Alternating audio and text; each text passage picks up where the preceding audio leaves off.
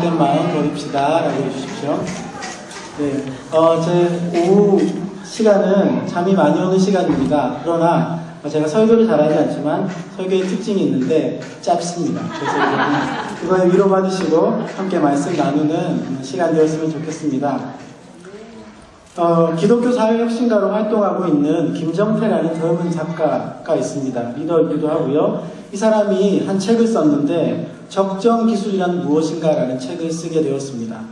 자, 여기서 소개되어지는 이 적정기술이라는 것은 한 공동체의 문화적인, 정치적인, 환경적인 면들을 고려하여서 만들어진 기술을 의미합니다.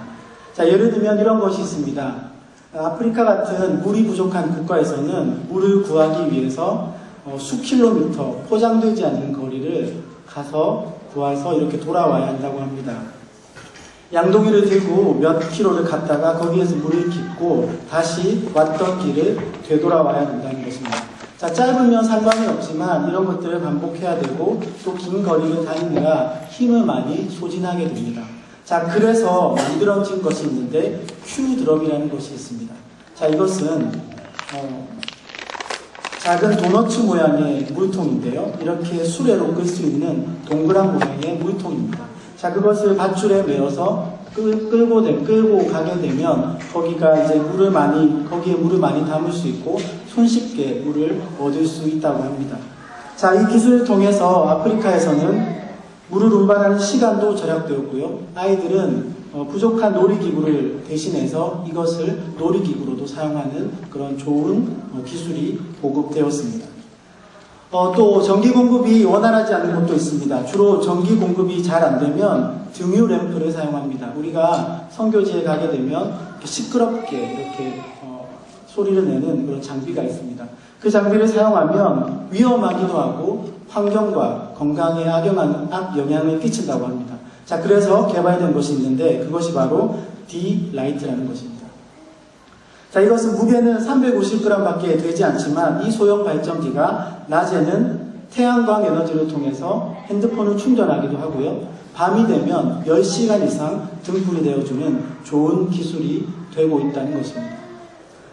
여러분, 물을 얻기 힘든 곳에 물을 효과적으로 얻는 기술, 그리고 전기가 필요한 곳에 전기를 효과적으로 공급하는 기술이 바로 적정 기술이라는 것입니다. 많은 사람들이 이 기술을 통해서 어려움을 극복하고 좀 더 편리한 생활을 하고 있습니다. 자, 여러분, 그렇다면 우리 이러한 적정 기술은 세상에만 필요할까요? 우리가 믿음 생활을 하면서 세상에 마주하는 많은 어려움들에 대할 때 우리에게도 이러한 영적인 적정 기술이 필요하다는 것입니다. 세상은 날로 악해지고 있습니다. 그 안에서 우리는 믿음을 지키느라 고군분투하고 있다는 것입니다. 이 영적인 세상에서 이 어려움을 마주하게 될 때 우리가 이것을 이길 수 있는 우리의 영적인 적정 기술은 무엇일까요? 자, 제가 언젠가 한 번은 지나가는 교회 7살 그리고 8살 정도 되는 그 아이에게 이렇게 질문해 보았습니다. 넌 힘든 게 뭐니? 라고 질문해 보았습니다. 자, 그렇게 이야기하니까 이 친구가 이렇게 이야기했습니다. 태권도 학원 다니는 게 너무 싫다고 이야기하는 겁니다. 태권도 학원 다니는 게. 그 친구에게는 태권도 학원이 그 친구에게 어려움이고 고난이라는 것입니다. 모든 사람들이 이렇게 어려움을 마주하고 살아가고 있고요. 그 어려움이 때로는 너무나 커서 고난이 되기도 합니다. 자, 오늘 본문에는 어려움하면 떠올리는 한 사람의 인물을 우리에게 소개해주고 있습니다. 자, 그게 누구일까요? 바로 욥이라는 사람입니다. 이 욥은 고난을 어떤 영적인 적정 기술로 이겨내고 있는지 오늘 말씀을 통해 두 가지로 한번 살펴보겠습니다. 자, 10절을 한번 읽어보겠습니다. 오늘 본문이 23장 10절입니다. 제가 한번 읽어보겠습니다. 내가 가는 길을 그가 아시나니 그가 나를 단련하신 후에는 내가 승금같이 되어 나오리라. 아멘. 이 욥이 큰 고난을 당하고 있습니다. 그런데 이 욥이 이렇게 고백하는 것입니다. 내가 가는 길을 그가 아시나니 그가 나를 단련하신 후에는 내가 순금같이 되어 나가리라 라고 이야기하는 것입니다. 자, 여러분, 욥이 당한 고난이 어떤 것인지 먼저 한번 살펴보겠습니다. 욥기 1장 1절 한번 찾아서 같이 한번 읽어보겠습니다. 욥기 1장 1절입니다. 자, 찾으셨으면 같이 읽겠습니다. 시작. 우스 땅에 욥이라 불리는 사람이 있었는데 그 사람은 온전하고 정직하여 하나님을 경외하며 악에서 떠난 자더라. 아멘. 욥은 하나님 앞에 정직하고 하나님을 경외하는 자였습니다. 자, 그런데 8절에 보십시오. 8절을 제가 한번 읽어보겠습니다. 여호와께서 사탄에게 이르시되 네가 내 종 욥을 주의하여 보았느냐. 그와 같이 온전하고 정직하여 하나님을 경외하며 악에서 떠난 자는 세상에 없느니라. 아멘. 욥은 하나님께서 자랑하실 만큼의 큰 믿음의 인물이었습니다. 하나님께서 이 욥을 자랑스럽게 여기셨고요. 사탄에게 이 욥이 얼마나 큰 믿음을 가지고 있는지를 이야기해주고 있는 것입니다. 자, 그런데 사탄이 여기에 반문합니다. 10절을 같이 한번 읽어보겠습니다. 10절의 말씀을 같이 읽어보겠습니다. 자, 시작. 주께서 그와 그의 집과 그의 모든 소유물을 울타리로 두르신 때문이 아니니까 주께서 그의 손으로 하는 바를 복되게 하사 그의 소유물이 땅에 넘치게 하셨음이니이다. 아멘. 자, 욥의 고난을 이렇게 욥이 행복한 것은 바로 여기 있다라고 이야기합니다. 사탄이 뭐라고 이야기하고 있나요? 그가 가진 소유물들이 많지 않습니까? 그의 모든 소유물들이 울타리를 두르심 때문이 아닙니까? 라고 하나님께 반문하고 있는 것입니다. 자, 여러분, 이 욥의 고난은 이것을 통해 시작됩니다. 그 동기가 무엇이라고요? 그의 정직함이 오히려 욥의 고난의 시작이 되는 것입니다. 여러분, 이것을 보면 우리는 한 가지 교훈을 얻을 수 있습니다. 무엇일까요? 누군가가 고난받고 있을 때, 누군가가 힘들어하고 있을 때 그 이유는 우리가 함부로 판단하거나 정죄할 수 없다는 것입니다. 왜요? 욥은 그의 정직함이 고난의 시작이 되었기 때문입니다. 그 이유는 우리가 알 수 없습니다. 죄 때문이 아니라 정직함이 오히려 동기가 될 수 있습니다. 그렇기 때문에 우리가 해야 될 것은 무엇일까요? 어려움을 맞이하고 있는 사람, 고난을 당하고 있는 사람에게 우리가 해줘야 될 것은 무엇일까요? 위로해주고 그저 옆에서 기도해주는 것, 그것이 우리의 행동이 되어야 한다는 것입니다. 여러분, 그가 받는 고난은 이런 것이었습니다. 이제 욥이 고난을 받기 시작하는데 먼저는 모든 물질을 다 빼앗깁니다. 자기가 가진 이때까지 쌓았던 모든 부가 떠나가 버립니다. 자, 거기서 그치지 않고 사탄은 계속해서 그 강도를 세게 이어져 갑니다. 자식들이 이제 다 죽습니다. 아내는 떠나갑니다. 그냥 떠나가는 것도 아니고 아내가 이야기하기를 당신이 믿는 하나님을 욕하고 당신도 떠나라고까지 하며 떠나버립니다. 자, 거기까지 괜찮습니다. 물질도 빼앗겼습니다. 자식도 빼앗겼고요. 아내는 떠났습니다. 그런데 마지막에 어떤 고통이 오나요? 자신의 육신이 아파서 자기 몸도 자기가 가눌 수 없는 고통을 마주하게 되는 것입니다. 이것이 욥이 겪었던 고난입니다. 여러분, 욥의 고백이 도전이 되십니까? 이러한 상황 가운데 10절의 고백을 드리는 것입니다. 내가 가는 길을 그가 아시나니 그가 나를 단련하신 후에는 내가 순금같이 되어 나아가리라. 아멘. 저와 여러분들에게 이러한 고백이 있게 되시기를 바랍니다. 자, 그런데 이 고백이 조금 더 우리의 마음 가운데 다가가는 것은 이 욥이 이 10절에 앞서서 다른 고백을 드리고 있기 때문입니다. 자, 오늘 욥의 고백에 더 와닿는 이유는 그가 10절의 고백에 앞서서 1절부터 5절까지 그의 탄식이 있기 때문입니다. 자, 1절부터 5절까지 같이 한번 읽어보겠습니다. 1절부터 5절까지. 자, 시작. 욥이 대답하여 이르되 오늘도 내게 반항하는 마음과 근심이 있나니 내가 받는 재앙이 탄식보다 무거움이라. 내가 어찌하면 하나님을 발견하고 그의 처소에 나아가랴. 어찌하면 그 앞에서 내가 호소하며 변론할 말을 내 입에 채우고 내게 대답하시는 말씀을 내가 알며 내게 이르시는 것을 내가 깨달으랴. 아멘. 자, 욥이 뭐라고 하고 있습니까? 내게 반항하는 마음과 근심이 있습니다 라고 이야기합니다. 그리고 내가 받는 이 재앙이 나의 탄식보다 너무 무거워서 견딜 수 없습니다 라고 이야기합니다. 내가 어떻게 하면 하나님을 발견할까요? 어떻게 하면 당신의 처소에 나아갈까요? 라고 이야기합니다. 또 무엇으로 당신께 호소하며 변론할까요? 무슨 말씀을 할 때 내가 깨달을 수 있습니까? 라고 자기의 이 무거운 재앙을 이야기하고 있습니다. 자, 주님께서 내 길을 아신다고 하는 고백을 드리기 바로 앞전에 하나님께 기도하는 것입니다. 무거운 상황 속에서 탄식하고 있는 욥을 보게 되는 것입니다. 여러분 8절, 9절 한번 보십시오. 제가 한번 읽어보겠습니다. 8절 9절. 그런데 내가 앞으로 가도 그가 계시고 뒤로 가도 보이지 아니하며 그가 왼쪽에서 일하시나 내가 만날 수 없고 그가 오른쪽을 돌이키시나 배울 수 없구나. 아멘. 전후좌우 아무리 살펴봐도 하나님이 계시지 않습니다. 그가 보이지 않는다고 이야기합니다. 자, 이것이 무엇을 의미하는 것일까요? 우리가 고난을 당할 때 하나님께서 우리를 하나님께서 다 아십니다. 그 고백을 우리는 할 수 있습니다. 그러나 그것은 결과적인 것입니다. 우리가 고난 가운데 느끼는 것은 무엇입니까? 이 욥의 고백입니다. 하나님 정말 계십니까? 하나님 정말 계시다면 이 무거운 재앙을 내게 어찌 지어 주십니까? 라고 고백하는 탄식이 우리에게 있을 수 있다는 것입니다. 하나님 너무 무겁습니다. 정말로 하나님께서 계시지 않는 것 같습니다. 도무지 벗어날 수 없는 터널을 지나는 것 같습니다. 라고 고백할 수 있다는 것입니다. 자, 그 이후에 욥의 고백이 있었기 때문에 우리에게 이것이 도전이 된다는 것입니다. 오늘 욥은 그 과정을 하나님과 충분히 겪은 것 같습니다. 하나님께 있는 그대로 자신의 마음을 이야기했습니다. 그러면서도 그가 놓치지 않은 것이 무엇이라고요? 내가 비록 지금 하나님이 보이지 않지만 하나님이 계시지 않는 것 같지만 하나님이 살아계십니다라는 고백이 그에게 있었다는 것입니다. 하나님 안에서 자신을 발견했기 때문에 그가 10절에서 이 고백이 의미가 있고 정말 자신의 고백이 됐다라는 것입니다. 자, 오늘 욥을 보며 우리는 이것을 알 수 있습니다. 우리가 고난 가운데 내 길을 나보다 더 잘 아시는 주님을 신뢰합니다. 그러면서도 하나님께 솔직하게 나의 고난을 털어놓고 나아가는 것이 있어야 한다는 것입니다.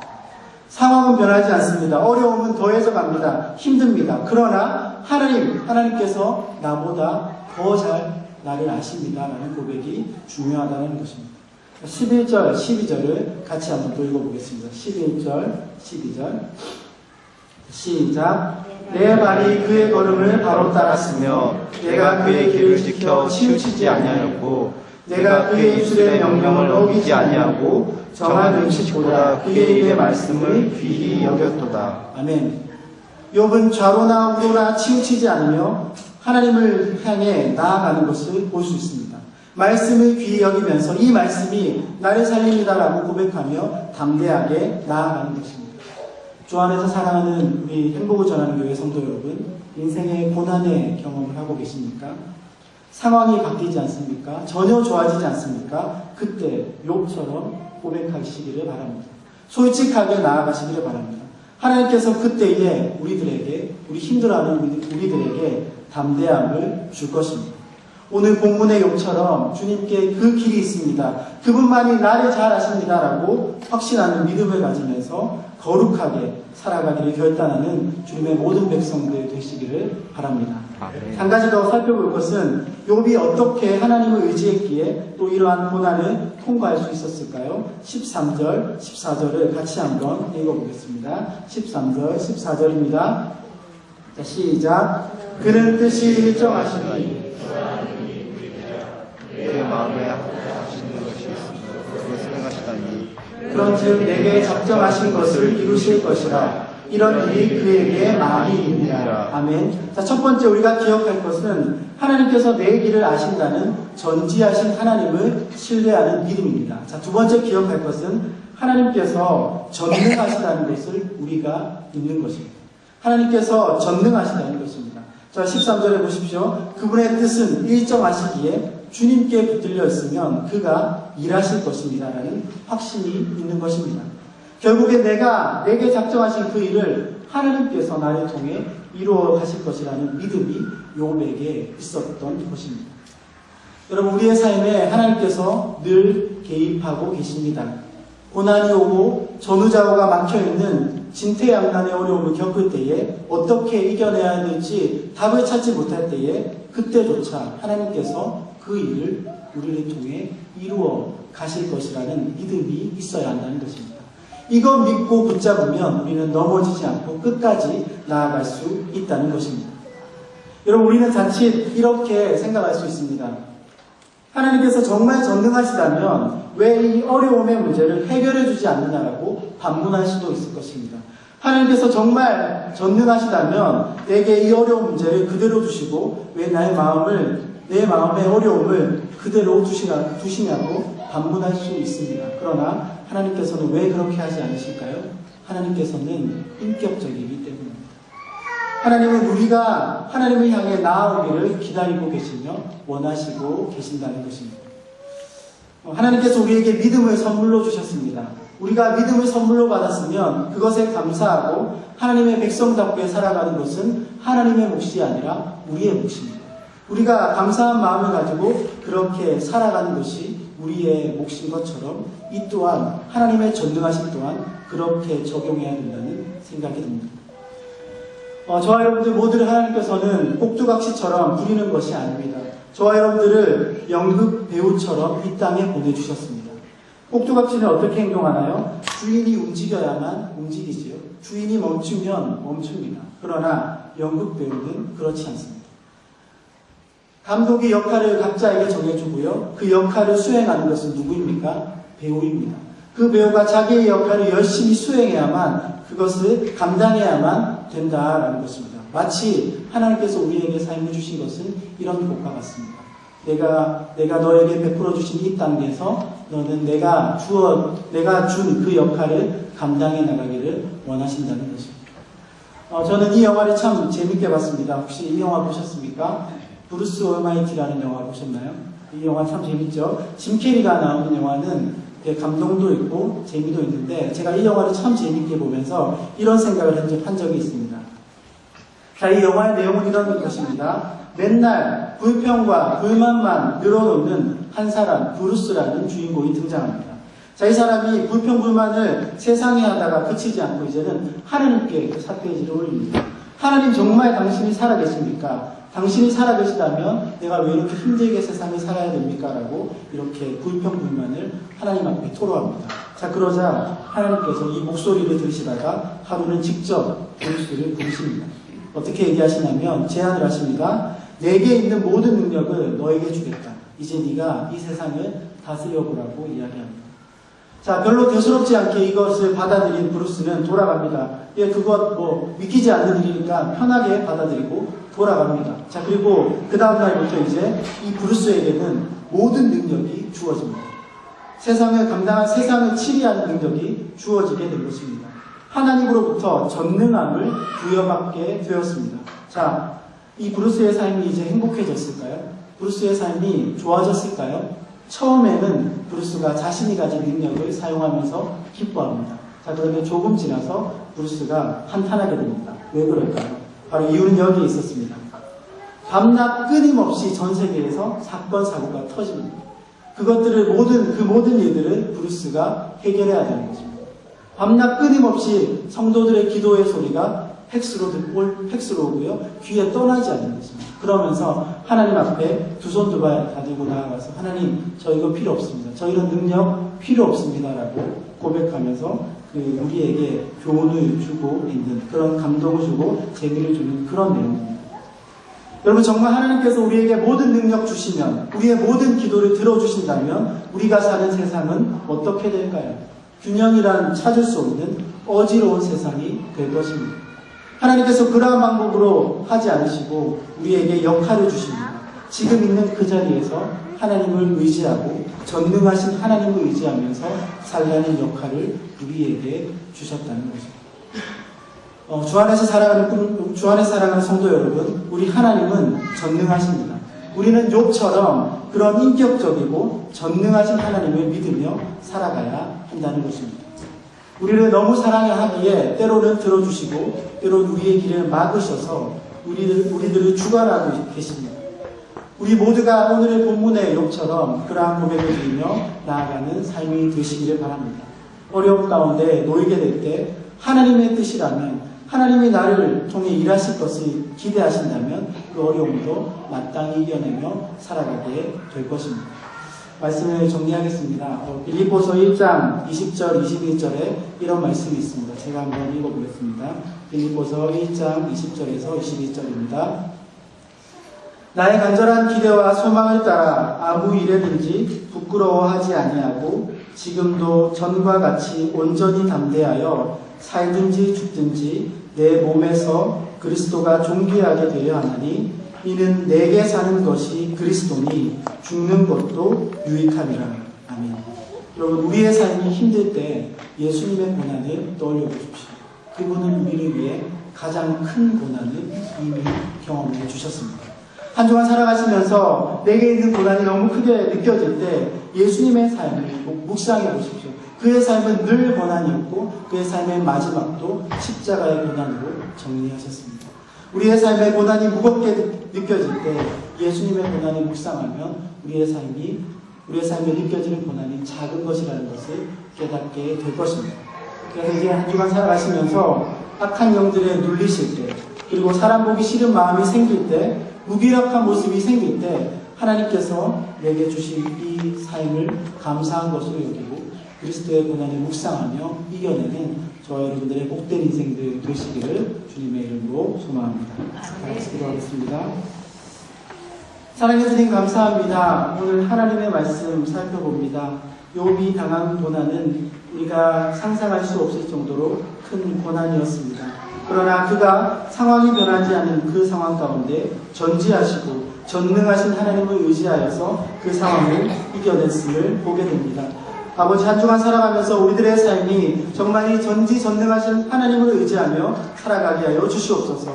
그리고 우리 인생에 어려움이 다가올 때, 그것이 너무 크게 느껴질 때 예수님의 고난을 생각하며, 예수님이 당한 고난을 생각하며 오히려 감사하고 오히려 기뻐하며 오히려 넉넉히 인생을 살아가는 우리들의 삶이 될 수 있도록 인도하여 주시옵소서. 예수님의 이름으로 감사하며 기도하였습니다.